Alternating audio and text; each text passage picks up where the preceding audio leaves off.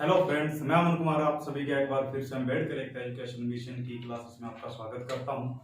अपने world geography की series को आगे बढ़ाते हैं आज हम आगे आने वाले जो ग्रह हैं उनके ऊपर चर्चा करेंगे। इससे पहले हम आंतरिक ग्रहों को कंप्लीट कर चुके हैं, जिसमें शुक्र से लेकर बुध से लेकर मंगल तक की चर्चा कर चुके हैं। तो उससे बाहरी ग्रह करेंगे, यानी कि जिनको जो इन ग्रह कहा गया उनके बारे में आज अपने चर्चा करेंगे। चलिए अपने स्टार्ट करते हैं अगले क्लास को। ठीक है, चलिए आज करेंगे। देखिए इससे पहले क्या क्या कर चुके हैं इस पे ध्यान दें थोड़ा, ठीक है, ताकि हम दोहराते जाएं तो हमें याद भी हो जाएगा।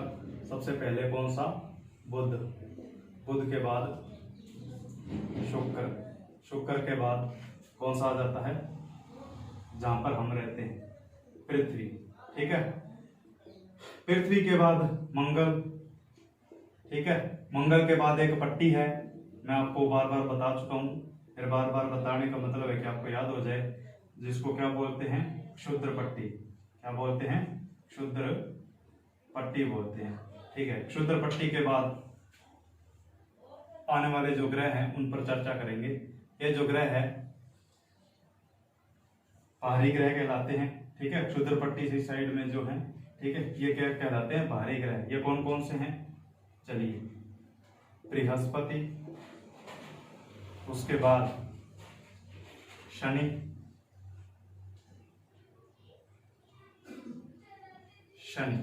उसके बाद अरुण। ठीक है, अरुण के बाद वरुण। चलिए तो अपने इन्हीं ग्रहों पर चर्चा करेंगे, बृहस्पति, शनि, अरुण और वरुण। आज की क्लास में अपने इन्हीं पे चर्चा करेंगे, पूर्ण रूप से हम इनके ऊपर चर्चा करेंगे। देखिए बृहस्पति को लेते हैं सबसे पहले अपने। आज बाहरी ग्रहों में सबसे पहला ग्रह कौन सा आता है? तो कौन सा आएगा? बृहस्पति। देखिए बृहस्पति पर चर्चा करने जा रहे हैं, उसके बाद शनि, फिर अरुण और वरुण। ठीक है, तो इस प्रकार हम सौरमंडल को कंप्लीट कर जाएंगे। देखिए सबसे पहले अपने बृहस्पति की खास बातें जान लेते हैं कि बृहस्पति की खास बातें क्या है। देखिए सबसे पहले खास बात यह है कि ये सौरमंडल का सबसे बड़ा ग्रह है। क्या है? सबसे बड़ा ग्रह है। कौन सा? बृहस्पति। हमारे सौरमंडल का सबसे बड़ा ग्रह, सबसे बड़ा और सबसे भारी ग्रह कौन सा है? बृहस्पति है। देखिए बृहस्पति की खास बात यह है कि इसको क्या बोलते हैं? तारा सदृश बोलते हैं। तारा सदृश ग्रह बोलते हैं। रीजन ये है कि क्योंकि ये देखिए तारे की तरह इसकी ऊर्जा है। ठीक है, और किसी भी तारे की तरह इसके पास अपने क्या है? काफी उपग्रह है, जैसे कि अन्य तारों के उपग्रह अपने अपने होते हैं, जैसे कि हमारे सूर्य के हैं उसी प्रकार से, इसीलिए इसको तारा सदृश कहा जाता है। ठीक है, देखिए अब इसके पास क्वेश्चन ये उठता है कि इसके पास कैसी ऊर्जा है। ठीक है, तो अपने को ये बात ध्यान में रखनी है कि इसके पास अपनी रेडियो ऊर्जा है। क्या है? इसके पास अपनी रेडियो ऊर्जा है। रेडियो जो तरंगे निकलती हैं ये बृहस्पति से निकलती हैं। ठीक है, इसीलिए देखिए इसको तारा सदृश ग्रह बोलते हैं। दूसरा, ये बहुत बड़ा है। ठीक है, आकार में बहुत बड़ा भी है। इसके रीजन काफी हैं, जिस कारण इसको लघु सौर तंत्र भी बोलते हैं। ध्यान में रखना अपने को बृहस्पति की खास बात, सबसे पहली खास बात तो ये है कि ये सबसे बड़ा ग्रह है। ठीक है, हमारे सौरमंडल का सबसे बड़ा ग्रह और सबसे भारी ग्रह कौन सा है? बृहस्पति है, पहली खास बात। दूसरी खास बात इसकी ये है कि ये हमारे इसको लघु सौर तंत्र बोलते हैं। इसको क्या बोलते हैं? लघु सौर तंत्र। रीजन ये है क्योंकि देखिए मैंने आपको बताया कि इसके पास अपनी रेडियो तरंगे हैं। ठीक है, इसके पास अपने काफी उपग्रह हैं, है ना। इसके कितने उपग्रह हैं? 79। कितने उपग्रह हैं? 79, यानी कि 79 इसके क्या हैं? उपग्रह हैं।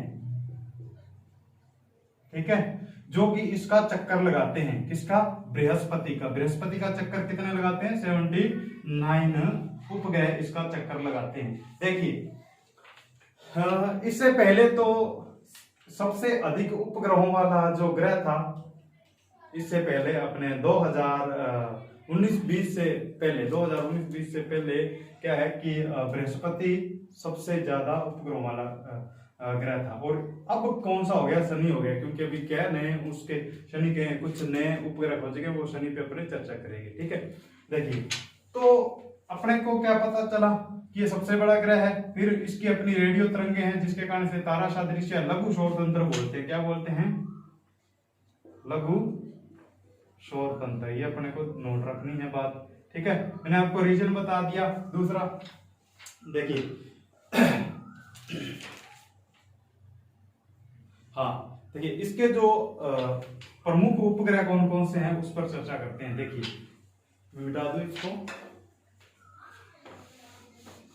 तो देखिए इसके 79 उपग्रहों में से सबसे कुछ प्रमुख हैं जिसको पूछा जा सकता है, एग्जाम में पूछा जा सकता है कि प्रमुख उपग्रह कौन कौन से हैं। देखिए गैनीमेड इसका सबसे बड़ा क्या है? सबसे बड़ा उपग्रह है। सबसे बड़ा उपग्रह कौन सा है? गैनीमेड है, ठीक है। उसके बाद लो आयो, जिसको लो बोलते हैं, ठीक है। फिर यूरोपा, ठीक है। तो इस प्रकार से इसके कुछ क्या हैं? उपग्रह हैं, जिसमें से प्रमुख कौन सा? गैनीमेड। गैनीमेड सबसे बड़ा क्या है? उपग्रह है। और गैनीमेड की एक खास बात यह है कि गैनीमेड हमारे सौरमंडल का सबसे बड़ा उपग्रह है। देखिए इसका तो सबसे बड़ा उपग्रह है ही, लेकिन हमारे पूरे सौरमंडल का सबसे बड़ा उपग्रह कौन सा है? गैनीमेड ही है। देखिए अब मैं आपसे एक क्वेश्चन पूछता हूं, ठीक है। आप कमेंट बॉक्स में जरूर बताएं हमारे सौरमंडल का सबसे छोटा उपग्रह कौन सा है। ये आप कमेंट बॉक्स में इसका आंसर आपको बताना है, ठीक है। कि हमारे सौरमंडल का सबसे छोटा उपग्रह कौन सा है? सबसे बड़ा मैंने आज बताया गैनीमेड। ये आपसे क्वेश्चन पूछे जा सकते हैं, आपसे ये क्वेश्चन पूछे जा सकते हैं कि सबसे छोटा हमारे सौरमंडल का उपग्रह कौन सा है? ग्रह तो देखिए आपके दिमाग में हमेशा ग्रहों की बात आएगी, तो आपको देखिए ये भी ऑप्शन में देगा, वो हो सकता है ये भी ऑप्शन में दे दे, है ना, ये नाम भी, क्योंकि आपके दिमाग में दिए आप टिक इस पे लगाएंगे। लेकिन वो पूछ क्या रहा है? वो पूछ रहा है आपसे उपग्रहों के बारे में पूछ रहा है, तो आपको उनके उपग्रहों के नाम ध्यान में रखने। गैनीमेड हमारे सौरमंडल का और बृहस्पति का सबसे बड़ा उपग्रह है। देखिए लो आयो, इसका जो है, इसकी खास बात ये है कि सबसे अधिक सक्रिय ज्वालामुखी, क्या सक्रिय ज्वालामुखी कहां पर हैं? लो आयो पर हैं, हमारे सौरमंडल के ही। देखिए पूरे सौरमंडल की बात कर रहा हूं अभी भी मैं, तो हमारे सौरमंडल के सबसे अधिक क्या है? उपग्रह किस पर हैं? लो आयो पर हैं, जो कि किसका उपग्रह है? बृहस्पति का उपग्रह है, ठीक है। तो ये बात अपने को ध्यान में रखनी थी, ठीक है। इसको मास्टर ऑफ, देखिए इसकी कुछ संज्ञा हैं, जैसे कि मास्टर ऑफ गॉड, क्योंकि ये आकार के कारण है। जितनी मैंने बताई है ना आपको, लघु सौर तंत्र है या कुछ भी इसको बोला जाता है, तो इसके आकार के कारण इसको नाम दिए गए हैं, ठीक है। तो ये अपने को ध्यान में रखनी है बातें। देखिए हाँ दूसरा रीजन ये भी है कि इसके ऊपर हाइड्रोजन हीलियम, जो हाइड्रोजन और हीलियम है, ठीक है, उसकी मात्रा भी ज्यादा है। तो ये भी रीजन है, क्योंकि देखिए किसी भी तारे के ऊपर किसकी मात्रा अधिक होती है? हाइड्रोजन और हीलियम की होती है। उसी प्रकार के इसके ऊपर भी हाइड्रोजन और हीलियम की मात्रा अधिक है। दूसरा देखिए ये सबसे कम घनत्व वाला है। कम घनत्व समझते हैं आप, है ना, घनापन कम है इसका। सॉरी ये इसका नहीं है, वो शनि का है, सॉरी। ये आकार के कारण ये रीजन, बस इसका ये अपने को ध्यान में रखना है, ठीक है। और देखिए और क्या पूछा जा सकता है आपसे? हाँ और पूछा जा सकता है इसका कर्म, सूर्य से कर्म, आपको ध्यान में रखना। 4 तो ये है, 5वां तो ये मैं आपको ज्यादातर बता ही नहीं रहा, क्यों? रीजन ये है क्योंकि ये सामान्य बात हो जानी चाहिए अब तक, क्योंकि अपने क्लास लगा रहे हैं तो आपके लिए सामान्य बात हो जानी चाहिए थी। इनका कर्म मैं बार बार बता चुका हूँ। हाँ भारी ग्रहों में सबसे प्रथम कौन सा है ना? सूर्य से कर्म के अनुसार भारी ग्रहों में ये पूछा जा सकता है। एग्जामिनर आपको ऐसे घुमाएगा और कुछ नहीं, घुमाकर ही आपसे क्वेश्चन पूछता है। वो अगर पूछेगा तो देखो वो पूछेगा कि जो इन ग्रहों में सूर्य से कर्म के अनुसार पहला ग्रह कौन सा है। देखिए ऑप्शन वो क्या देगा? बुध भी देगा, ऑप्शन बुध भी देगा, बृहस्पति भी देगा और ये भी ऑप्शन देगा। तो आपको क्या करना है? बृहस्पति का करना है। क्यों करना है? क्योंकि उसने पूछा क्या है? उसने भारी या जो इन ग्रहों में सबसे प्रथम क्रम के अनुसार पूछा है। तो आपको ध्यान में रखना है, थोड़ा सा क्वेश्चन क्या पूछा है उस चीज का और आप इसका आंसर दे देंगे। ठीक है, फिर आकार के अनुसार तो फिर इसका प्रथम स्थान है। ठीक है, उस अनुसार आपको उसका ध्यान रखना है। ठीक है, तो ये थी अपने बृहस्पति के बारे में कुछ खास बातें। ठीक है, अब चलिए चलते हैं शनि के ऊपर। ठीक है, ये आप उम्मीद आप नोट्स बनाते होंगे। ठीक है, नोट करते जाएं चीजों को। और देखिए नोट्स आपको कैसे बनाने हैं, नोट्स आपको चित्रों के अनुसार बनाने हैं। आप चित्र बनाते जाएं, इस प्रकार से चित्र बनाएं, जरूर बनाएं। ठीक है, उसकी खूबियां लिखते जाएं कि ये इसकी खूबी है, सबसे बड़ा है, जितने भी इसकी खूबी, इस प्रकार से आप नोट्स बनाते जाएं। और ये चित्र बेहद जरूरी है। चित्र देखिए, हमारा दिमाग ऐसा है कि हम जितने ज्यादा चित्रों को ग्रहण करेंगे उतना ही याद करने की हमारी शक्ति बढ़ जाती है। तो आप चित्र जरूर बनाने हैं। चलिए शनि की बात करते हैं। देखिए शनि सूर्य से क्रम के अनुसार नंबर 6, सूर्य से क्रम के अनुसार नंबर 6 पर कौन सा है, शनि है। देखिए शनि की खास बात है कि इसके चारों ओर क्या पाए जाते हैं, छल्ले पाए जाते हैं। ये छल्ले हैं। ठीक है, शनि की खास बात है कि इसके चारों ओर क्या पाए जाते हैं, छल्ले पाए जाते हैं। देखिए एक 14.7 वर्ष बाद क्या होता है कि ये जो छल्ले होते हैं ये गायब हो जाते हैं। ऐसी खगोलीय घटना घटती है, हर 14.7 वर्ष के बाद जो ये छल्ले होते हैं ये क्या हो जाते हैं, गायब हो जाते हैं। जब ये छल्ले गायब होते हैं तो इस घटना को नाम दिया जाता है, इसे बोला जाता है रिंग क्रॉसिंग। क्या, रिंग क्रॉसिंग की घटना क्या कहलाती है, रिंग क्रॉसिंग की घटना कहलाती है। जब ये छल्ले हाथ 14.7 वर्ष के बाद गायब होते हैं तो ये रिंग क्रॉसिंग की घटना कहलाती है। ठीक है, ये अपने को ध्यान में रखना है। अब देखिए इसके वायुमंडल की बात करते हैं। इसके वायुमंडल के अंदर देखिए पीली अमोनिया, क्या, पीली अमोनिया, इसके वायुमंडल में पीली अमोनिया की अधिकता है। ठीक है, जिस कारण जो है ये पीले रंग का दिखाई देता है। जो शनि ग्रह है इसके, देखिए इसके वायुमंडल की बात करें, इसके वायुमंडल में पीली अमोनिया बहुत ज्यादा मात्रा में है, जिस कारण ये किसके रंग का दिखाई देता है, ये पीले रंग का दिखाई देता है। ठीक है, कौन, हमारा शनि ग्रह। ठीक है, उसके बाद देखिए इसके जो उपग्रह है वो कितने हैं, 82 हैं। कितने उपग्रह हैं इसके, 82। यानी कि हमारे सौरमंडल में सबसे अधिक उपग्रहों वाला ग्रह कौन सा है, तो वो है शनि। देखिए हमारे सौरमंडल का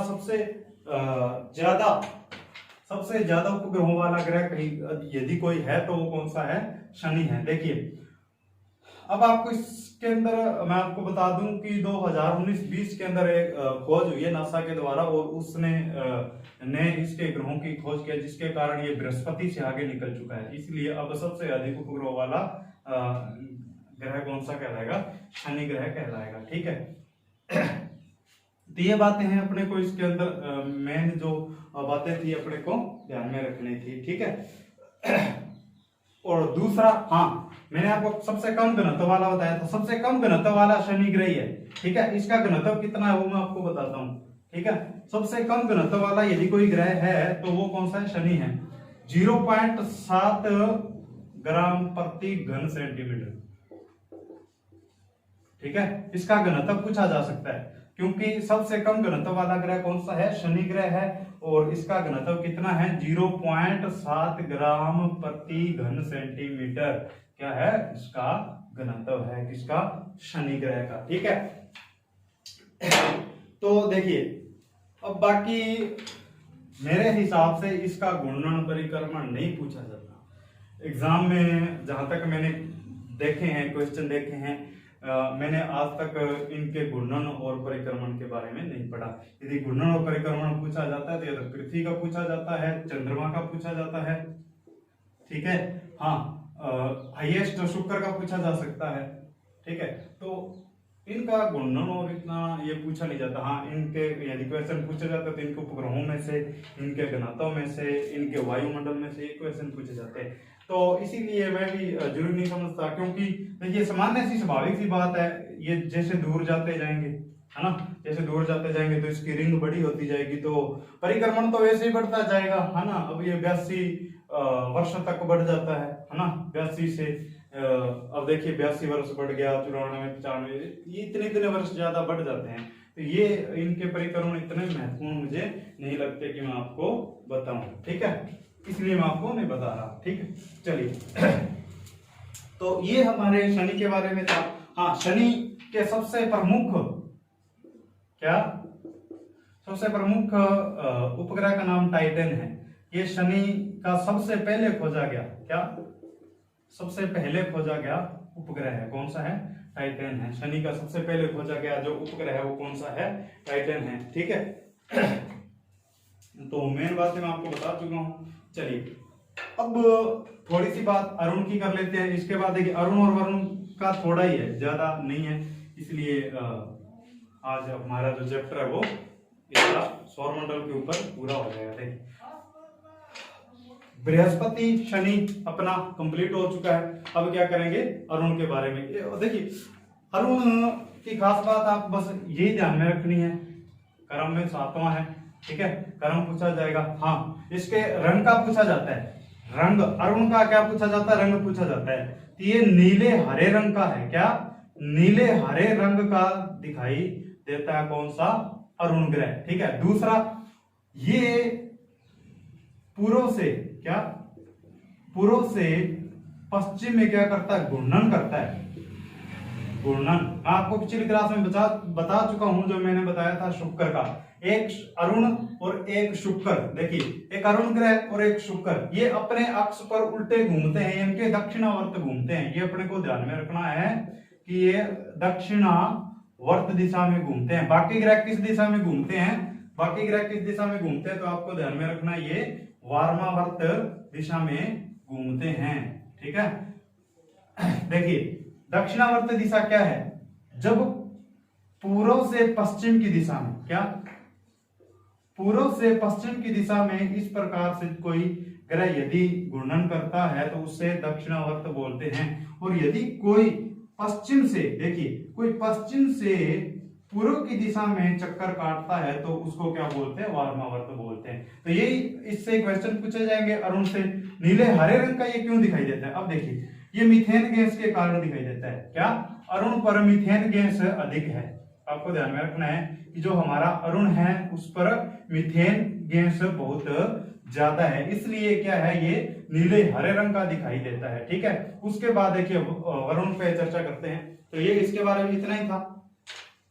तो देखिए आप यदि ये जानते हैं, यदि आप ये जानते हैं कि अरुण की घूर्णन गति क्या है, घूर्णन दिशा क्या है, तो आप ये बता सकते हैं कि इसके ऊपर सूर्योदय और सूर्यास्त कैसे होगा, कहाँ होगा। तो ये स्वाभाविक सी बात है। अब देखिए अब ये सूर्योदय कहां से स्टार्ट होगा, सूर्योदय कहां से स्टार्ट होगा और सूर्यास्त कहां पर स्टार्ट होगा।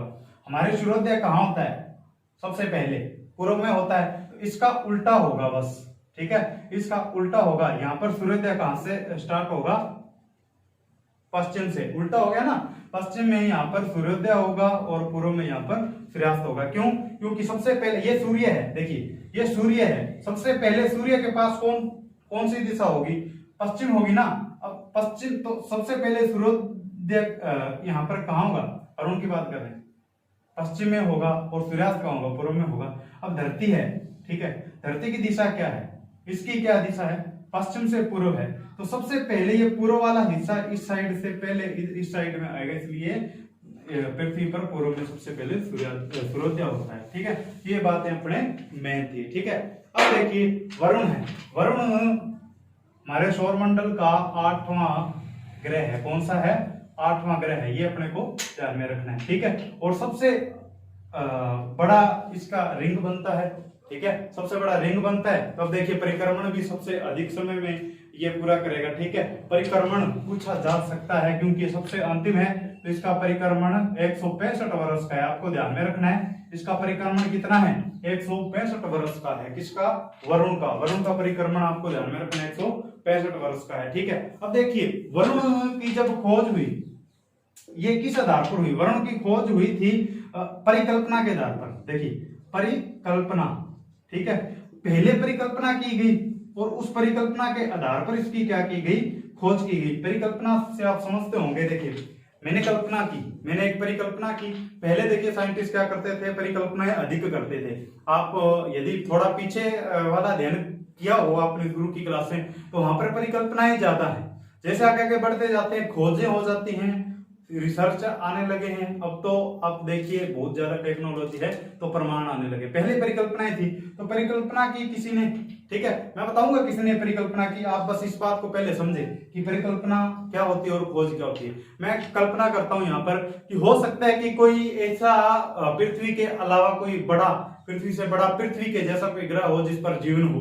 मैंने ये परिकल्पना की अपने कुछ तथ्यों के आधार पर, और इसी तथ्यों के आधार पर, कल्पना के आधार पर मैं खोज करने लगूं, तो हो सकता है ऐसा कोई मुझे ग्रह मिल जाए, तो वो हमारी क्या हो जाएगी, खोज हो जाएगी। तो देखिए गर्मी बहुत ज्यादा हो चुकी है।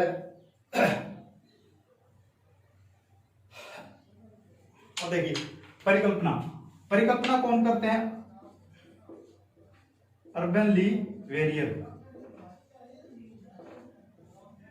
ली वेरियर के ने क्या की, परिकल्पना की इसकी, किसकी, वरुण ग्रह की। वरुण की बात कर रहे हैं, वरुण की परिकल्पना किसने की, अर्बन ली वेरियर। ये पूछा जा सकता है, वो ठीक है। इसकी खोज कौन करते हैं, जॉन गाले इसकी खोज करते हैं। कौन करते हैं, जॉन गाले इसकी क्या करते हैं, खोज करते हैं। देखिए परिकल्पना अर्बन ली वेरियर, ठीक है, और खोज इसकी कौन करते हैं, जॉन गाले। कब, 1846 ईस्वी में। ये आपको ध्यान में रखना है, ठीक है। ये वरुण के बारे में था, आपको ये चीजें नोट रखनी है वरुण के बारे में, ठीक है। और देखिए इसके अलावा आप देखिए वरुण के बाहर एक और क्षुद्र पट्टी है, ठीक है, जिसे क्या बोलते हैं, क्यूपर बेल्ट। क्यूपर बेल्ट बोलते हैं। यानी कि जिस प्रकार से क्षुद्र पट्टी है ना, इसी प्रकार से देखिए एक और क्षुद्र पट्टी है जिसको क्या बोलते हैं, क्यूपर बेल्ट बोलते हैं। ये भी क्षुद्र ग्रहों की पट्टी है। क्षुद्र ग्रह समझते हैं आप, चट्टानों के टुकड़े हैं जो कि किसका चक्कर लगा रहे हैं। दो हैं ऐसे, एक तो यहाँ पर बीच में है, ठीक है, एक वरुण के जस्ट बाद में है, ठीक है। वरुण के जस्ट बाद में बाहर कौन सी है, क्यूपर बेल्ट है। ये अपने को ध्यान में रखना है। दो बेल्टें हैं हमारे यहाँ पर, ठीक है, एक तो ये है बीच वाली, ठीक है, और ये एक बाहर वाली कौन सी है, क्यूपर बेल्ट बोलते हैं इसको। तो ये हमारा सौरमंडल था, ठीक है। सौरमंडल के ऊपर जो बातें हैं अपने कंप्लीट कर चुके हैं दोस्तों। देखिए क्योंकि मैंने आपको बताया टाइम कम लगाना है क्लास में, ठीक है, और गर्मी बहुत ज्यादा है, सुविधाएं बहुत कम हैं। इन असुविधाओं के अंदर हम पूरा भरपूर आपके लिए प्रयास कर रहे हैं, तो इसीलिए आप लाइक करें, कमेंट करें और हमारे चैनल को सब्सक्राइब करें। तो आज की क्लास में इतना ही।